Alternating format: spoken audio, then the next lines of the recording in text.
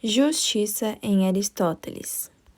Diante dessa imagem, o que, na sua opinião, é mais justo? Segundo o dicionário, justiça quer dizer conformidade com o direito. É a virtude de dar a cada um aquilo que é seu. É o princípio básico que mantém a ordem social através da preservação dos direitos em sua forma legal.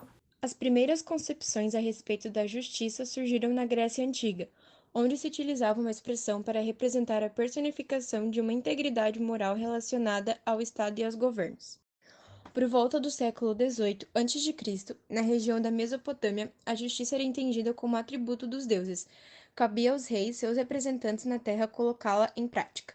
Todas as sociedades humanas se organizavam seguindo as regras dos primeiros agrupamentos urbanos, com base nos costumes ancestrais que eram passadas de forma oral para as pessoas. Porém, à medida que as comunidades cresceram, as relações sociais se tornaram mais complexas. Dessa forma, as regras assumiram caráter para institucional, adquirindo a forma de lei.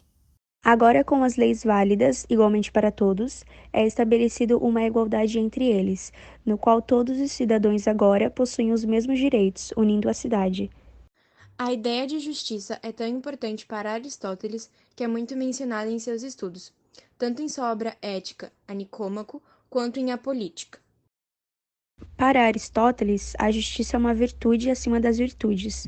Segundo ele, a justiça é o que deve reger as relações entre os homens no interior da cidade e também ordenar as relações desses homens com a cidade.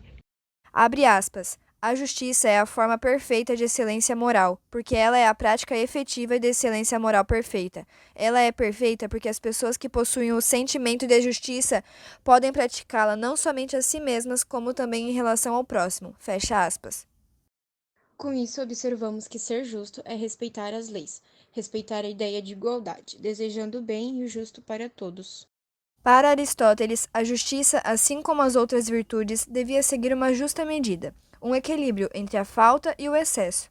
É tratar aos iguais de forma proporcional às suas igualdades, e tratar aos desiguais de forma proporcional às suas desigualdades. E esse equilíbrio devia se manifestar na observância de lei e das relações sociais. Para ele, o termo justiça é dividido em três partes: a justiça distributiva, comutativa e corretiva.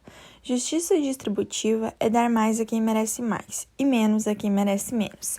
É uma igualdade proporcional. Um exemplo é: se temos um vendedor de destaque do mês, ele será premiado por isso, de maneira justa ao tanto que trabalhou, ao contrário da pessoa que menos vender. Justiça comutativa é quando o valor dos bens deve ser correspondente à quantidade e qualidade. É o que regula as relações entre as pessoas individualmente e também em grupos, onde ambas as partes são sujeitas de direitos e deveres. Um exemplo é: você vai comprar uvas no valor correspondente das uvas e do trabalho feito para elas chegarem até as suas mãos. Mas você nunca vai pagar pela uva e pelo trabalho que ela teve o valor das sementes, ou então de um vinho. E aí vemos a justiça comutativa. É o critério que tenta alcançar a equivalência entre aquilo que se dá e o que se recebe. Justiça corretiva é uma igualdade absoluta, que tem como objetivo corrigir uma violação ao direito que alguém sofreu ou cometeu, sem levar em conta as características morais dos indivíduos. Um grande exemplo é o sistema de cotas raciais. São elas ações afirmativas aplicadas em alguns países, como o Brasil, a fim de diminuir as disparidades econômicas, sociais e educacionais entre pessoas de diferentes etnias raciais. A finalidade da justiça corretiva, portanto, é reparar um dano cometido, a fim de deixar da mesma forma que era antes. Porém, isso às vezes não é possível. Se alguém morre, por exemplo, não existe uma forma de fazer voltar a vida, mas para esse e todos os outros casos análogos, temos a forma de correção por meio da indenização, que é a medida de forma individual a cada pessoa.